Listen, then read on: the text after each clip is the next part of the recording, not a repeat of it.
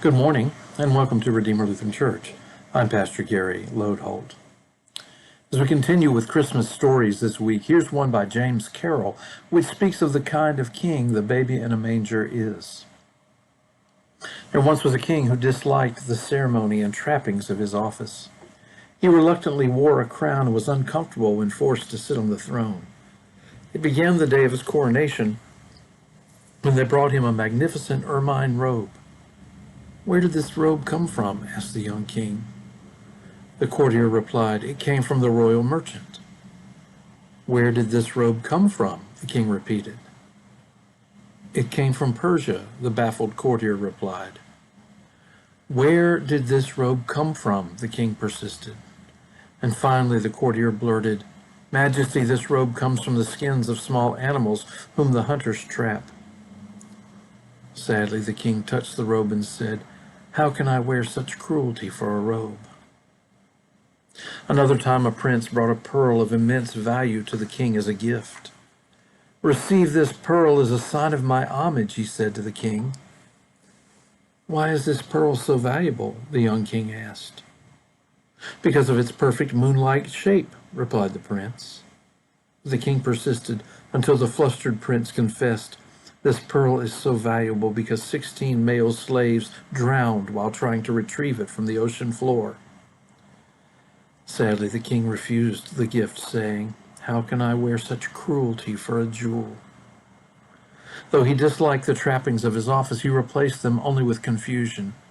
He canceled the Christmas feast when he discovered that the food was taken as a tax from the peasants, but he couldn't think of another way to celebrate.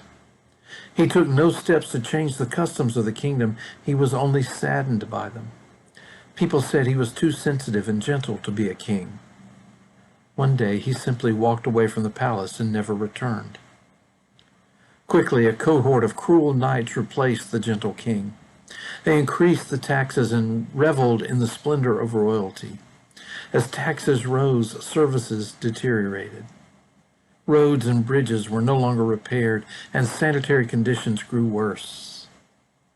Meanwhile, the gentle king became a tinker and traveled about the country, sharpening knives and fixing pots. Most of his work was done in the kitchens of the peasants. They loved the little man who listened with his eyes and asked questions with his heart. The tinker and the people learned from each other. He learned that the people were unhappy. The taxes the knights imposed created a terrible burden, and their inept rule made life difficult. The people learned from the tinker that everything is connected to everything else, and that whenever anything dies a little, we all die a lot. What the people didn't learn from the tinker was his true identity. Although he looked like the former king, no one was certain. Often he would be asked, "Are you the king?" He normally responded by asking them, "Do I look like a king?" The people became more and more upset with the cruel knights. Their heavy taxes created a terrific burden on the peasants. They asked the tinker what they should do. Looking up from the knife he was sharpening, the tinker said quietly, "The knights have not always ruled this kingdom. One day they will be removed." "How can we fight men with great swords," a woman cried, "when all we have are farming tools?" The tinker stood and faced the crowd. He spoke powerfully and clearly. "When the time comes, you will not use swords. All that will be needed will be stout poles. Begin now to collect them." Again they asked, "Are you the king?" But the tinker did not reply. A few days later, the tinker was working on his cart at the side of the road near the castle. Hearing hoofbeats, he looked up to see a knight riding a giant stallion directly at him. "What are you doing, you old fool?" the knight bellowed. "I don't believe we have met," the tinker replied. "I'm one of the ruling knights," the man shouted, giving the tinker a kick that sent him rolling in the dirt. Seeing the wet wheel on his cart, he asked, "Are you a tinker?" "I am," the old man said, picking himself up. "Then you are coming with me," the knight said triumphantly. He tied a rope around the tinker and basically dragged him into the royal courtyard. He called to the other knights to bring all their swords and axes for the tinker to sharpen. He worked for 3 long days, hunched over his wheel, sharpening the weapons of the cruel rulers. Every blade was put to his wheel, and when he finished, they were so sharp they could cut fine paper. The tinker was shoved through the gate by the knights, who jeered, "We have only spared your life so you can sharpen our weapons another day." Quickly the tinker moved across the plain and up to a nearby village. He called the people together with a shout. He gave clear directions. "The time has come. Gather at dawn tomorrow on the plain outside the palace. Bring your stout poles." The people assembled before sunrise near the castle of the cruel knights. Each carried a stout pole or a farming tool. In front of them, standing on his cart, was the tinker. When the great wooden doors of the castle opened, the crowd of knights appeared with their swords and the armor glistening in the morning sunlight. As they began to move, fear seized the crowd. "Stand tall, my people," cried the tinker. "But we are about to die," they shouted. "No," the tinker insisted, "you are about to live. Do not strike these men, these cruel knights.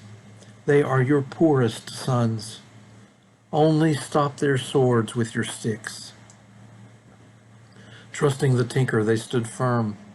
The knights roared with laughter at the sight of the peasants facing them with mere wood. The first knight went straight for the tinker and slashed his sword as if to cut through the branch and kill him. As the sword slashed into the pole, instantly, remarkably, the metal withered and collapsed. The tinker, in sharpening the knight's weapons to such fine edges, had ground away their substance on his wheel. The swords were sharp to the touch, but when they met wood, they withered like tissue. One by one, the knights were disarmed.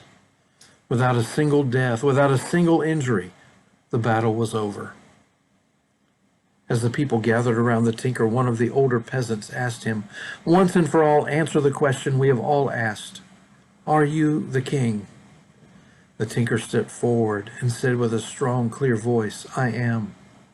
Immediately they shouted, "Crown the tinker! Crown the tinker!" Holding up his hands for quiet, the tinker said, "I am not a king who will rule over you.